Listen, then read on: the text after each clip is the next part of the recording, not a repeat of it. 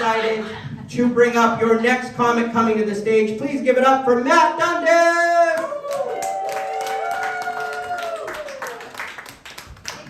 Give it up for your host one more time, Nick DePaul.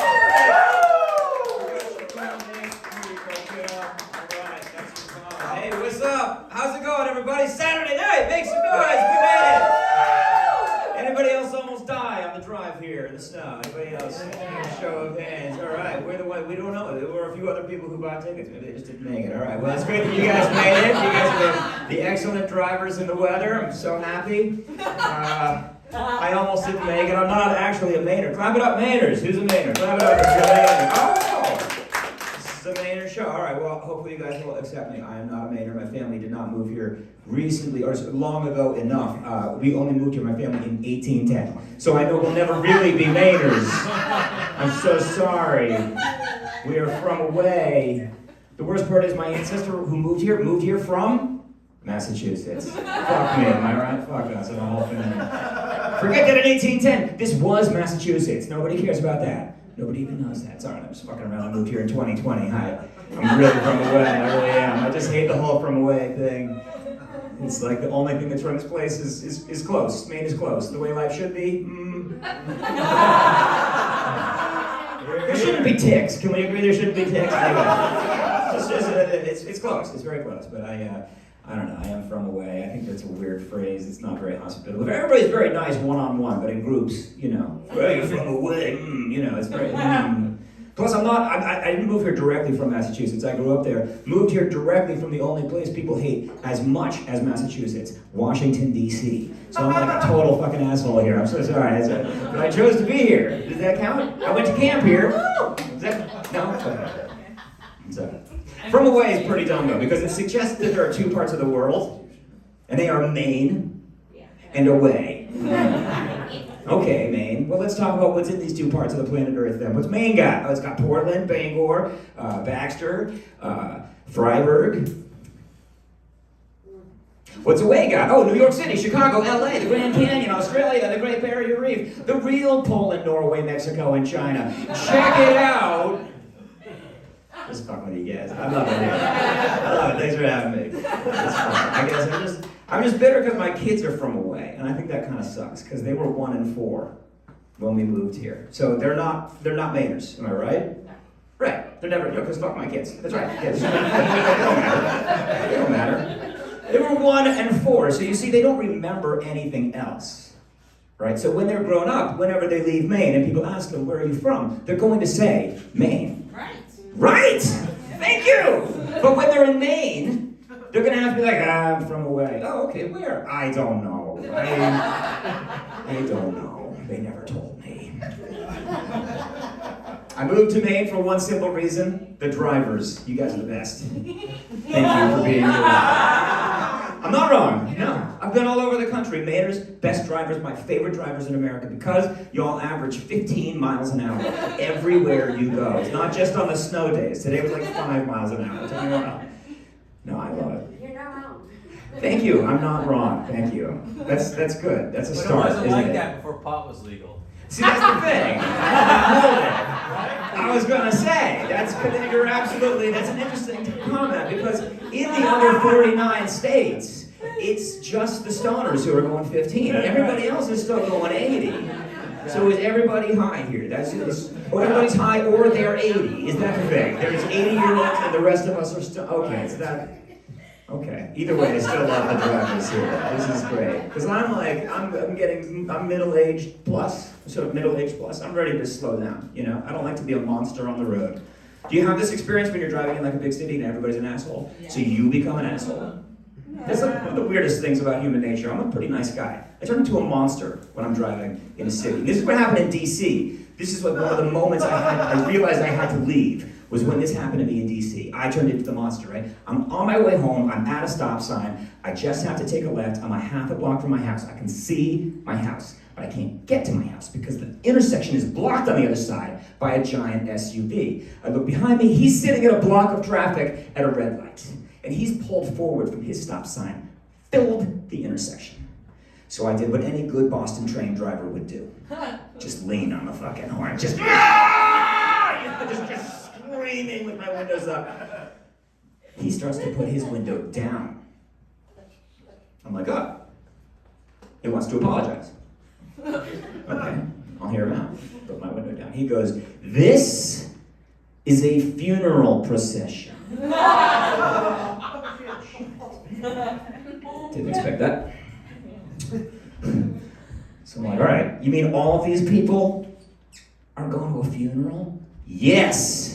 I was like, well, they're going to be going to 2 funerals if you don't get your fucking car out of the fucking road. What does that have to do with anything? You're going to a funeral. You're going to blame a dead person that you can't drive? You're going to be 1 car length late. He's not going to be dead when you get there?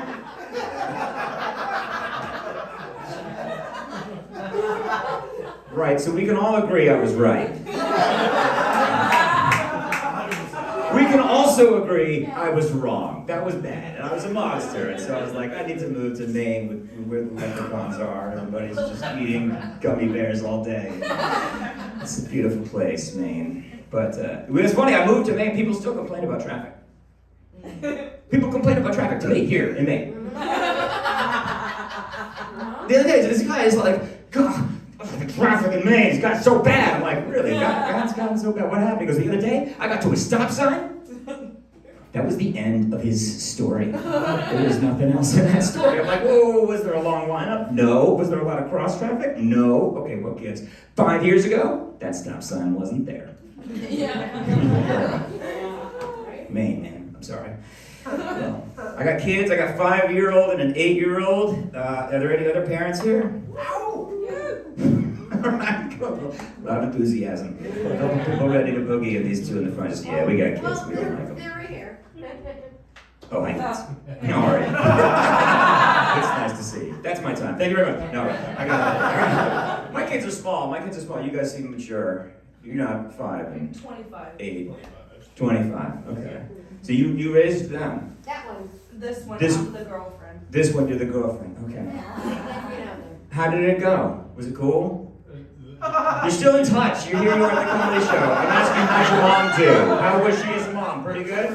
Okay. A little less hesitation next time would be good. She's right here. It's like driving in Maine. It's a shitstorm, but we got through it. Okay, thanks. That's great. Y'all catch that? All right. Yeah, I don't know if I'm gonna get through it. My kids are 5 and 8, still dumb. It's okay. It took a while. How long before this guy could like do normal, like until you were, how old was he before he said something where you were like, damn, that's interesting? She's still waiting. Yeah. That's it. My kids are great. I don't know. I just feel like they're dumb, and people call them smart. And it really fucking gets me. It's like, did people call they call them smart? I get that I understand the context is that they mean for their ages, but that doesn't really have any cash value for me as the dad at home all the time. Like that doesn't mean anything. You know, like my younger one, he was 4 last year. He's in preschool. The preschool teacher pulls me aside and says, I think your kid might be a genius. I'm like, genius? You know, mine's the one with his penis in his hand over there, right? He won't let go. He's just... And he goes, yeah, his sentence structure is extremely advanced for his age. I'm like, really? Can you teach him to shit in a toilet then? Because I can't. I've tried every structure, sentence. I've tried 2 languages and reverse psychology. The guy won't. It took both my kids over a year just to learn how to walk. Come on. Seems like a long time to you guys? For something so basic? No, you're very patient. You're very patient. People told me people were smart, and I was like, all right. Do you guys know that the moment a horse is born, it gets up and gallops the fuck away? It's gone. It's like, where did the fucking kid go? Ran off to get work and sent checks back home like a good kid. Finds a Budweiser carriage to pull or something useful. But a human baby can't even survive without its parents until it is 32 years old. Do you buy the tickets tonight?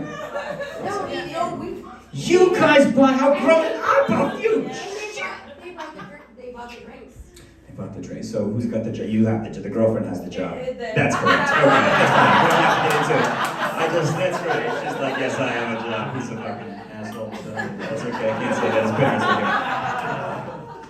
So, it's great to have you guys. I'm sorry, I don't need to, whatever. So, I'm still married. I've been with my wife for 20 years, so I feel like we're almost done. It's been it's a lot. 20 plus now. I don't know. We signed the lifetime contract, though. When you get married, they actually make you sign a lifetime contract, which is a weird thing to do. They're like, I thought we said I do in front of God and everything. Yeah, but we need a contract for the lawyers. I'm like, oh, that's interesting. God isn't enough. All right. But it's weird that it's a lifetime contract after everything we know about marriage, right? We know a lot about the statistics, right? Every single one of us is like, yeah, I'm going to be here for the rest of my life. Sue me if I change my mind. That's what everybody says. It's crazy because, we don't have lifetime contracts anywhere else in society. We used to have them in one other place, sports.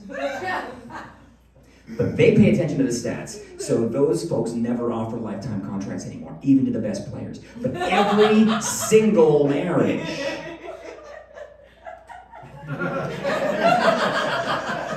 It just feels like by now someone you know would have come up to you and been like, hey, guess what? Stacey and I are getting married. I got down on one knee, and I offered her a 5-year deal. She wanted 10. I was like, baby, LeBron James got 6. Can you just play within yourself here, all right? How many plays, for God's sake? You guys, let's fuck up my set by talking about politics for a minute, shall we? It was going so well. I thought, hey, let's challenge ourselves just for a second. It's not going to be too serious, not too real. I've just decided I can't stand either of the major candidates. I can't stand them. I can't stand them, right? Yeah. Joe Biden, too old. Yeah. Do I agree with every one of his policies? Yes, I do, but he's too old, and that's... No. What? I didn't think it would work either. It's fine. We'll move forward. I was really just trying to get to this part. Donald Trump I don't trust, and here's why. It's not for the normal reasons. I don't trust Donald Trump. I don't hear this topic getting talked enough about. His hair. His hair didn't change at all when he was president of the United States. It's a well-documented fact that the harder you work as president, the more your hair gets awful. It just goes from not that great to very, very terrible. It happens to everybody. Look at Barack Obama. When he took office, he looked like Kevin Hart. When he left, he looked like Morgan Freeman. This guy worked hard. Now, whether you agreed with him or not is a separate question, right? He worked hard. Now, I'm not saying Obama was the hardest working president. I'm not saying if you measured strictly by how much worse the hair got, that's obviously John F. Kennedy. But that's the moment right there. Thank you.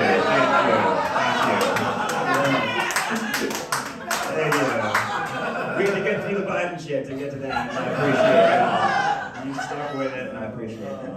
Thank you. It's terrible, and I love it for that reason. But I gotta go in a sec. I just wanted one more little tale about the kids, because I always love this story. I was a stay-at-home dad, by the way. Just not trying to brag or anything. Just like I got a pretty big dick. I'm just saying. Stay-at-home dad. I know that's terrible. You knew that as soon as you looked at me. No. Like this guy that looks like the love child of Conan O'Brien and Doogie Howser. He has a huge personality. Yeah, he does. Oh man. Some jokes hurt me a little. It's not the worst thing I've been called though. That's not so bad. I love those guys. No, I think it was worse the time that somebody said to me, you know, Matt, you somehow look like both Beavis and Butthead.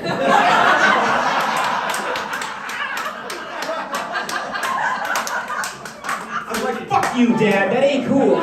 That's not cool. You shouldn't say that to yourself. So I was the stay-at-home dad.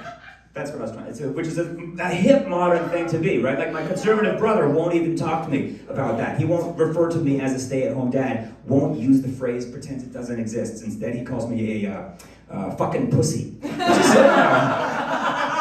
That's what he's always called me. It's a term of endearment. So, but I was there for all the firsts. That's what I'm trying to say. I was there for the first step, the first word, and the first F-bomb. Yeah. This is the story I'll leave you on. My daughter was 4 years old when she dropped her first F-bomb. And here's the setting. She's sitting, COVID had just started. We're home, we're in Maine, we've got bundled up, and she is sitting with the 1-year-old, Leo. She's eating apple slices. Unprompted, she turns to him and says, "Leonardo, would you care for some fucking apples?"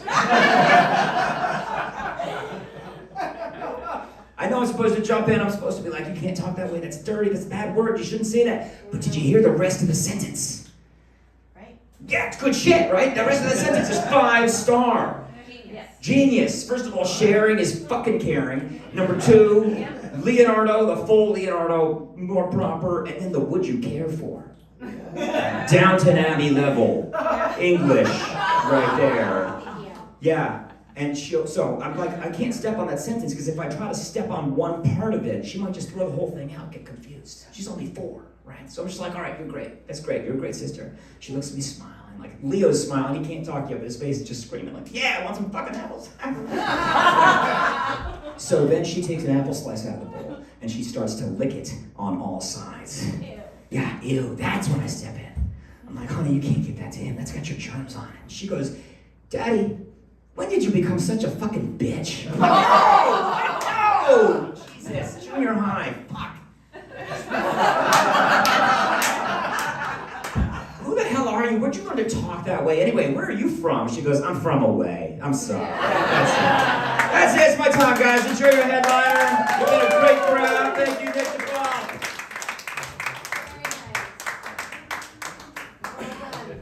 Matt Dundas, give it up!